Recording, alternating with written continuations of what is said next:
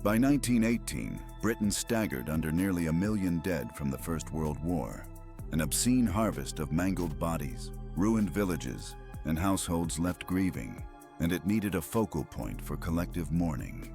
The Western Front had become a landscape of gutted trenches, blood-soaked turf, and anonymous graves that families could not visit. In September 1916, Reverend David Railton, then an army chaplain, described a crudely marked grave near Armentières labeled "An Unknown British Soldier," an image that lodged like a splinter. He pictured Westminster Abbey, a vaulted, candlelit nave and royal stage, a sacred site where a single tomb could concentrate the nation's grief. Railton refused to let the image of that crudely marked grave fade. After September 1916, he pushed the idea up through chaplaincy channels, wrote urgent notes to senior clergy, and appealed to the War Office, insisting Westminster Abbey must hold a focal tomb. Whitehall reacted with bureaucratic caution. Ministers and generals feared political missteps, exploitation or sectarian rows, and delayed. The War Office worried about precedent and identification.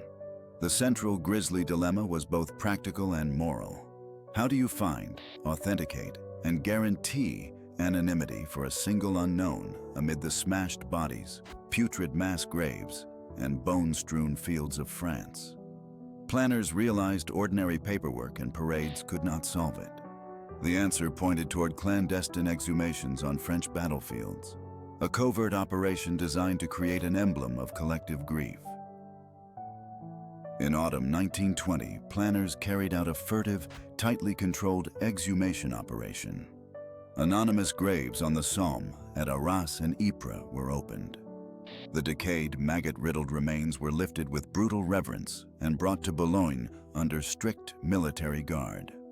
There, a solemn selection produced a single coffin, one anonymous body, shrouded, numbered, and sealed.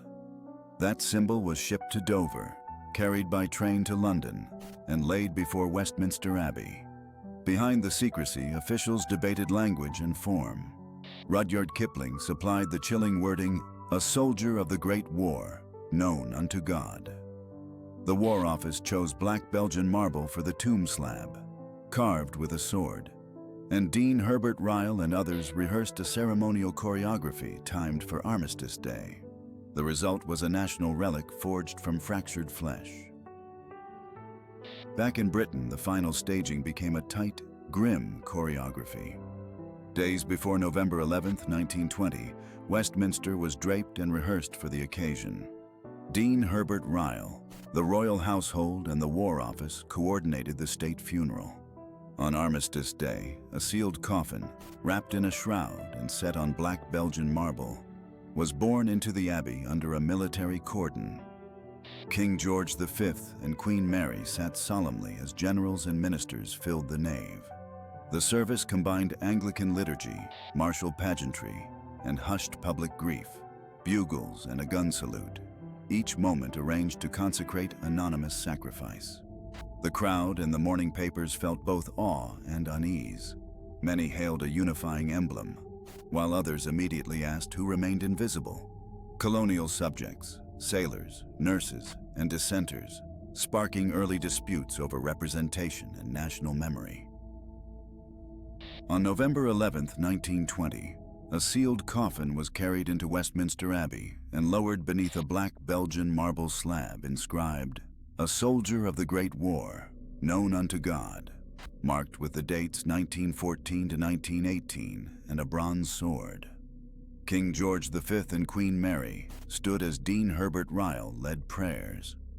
Bugle calls and the tread of military boots transformed private, mangled grief into a public, sacred ritual.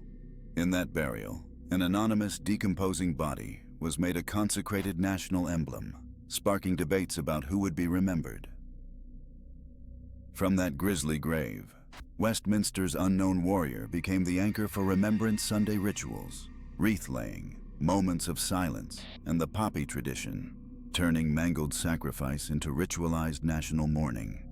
The black marble tomb institutionalized memory in stone and pageantry, giving the dead a fixed public face. Yet the ceremony's staging obscured empire, women, and dissenters, sparking persistent debates over whose flesh is honored.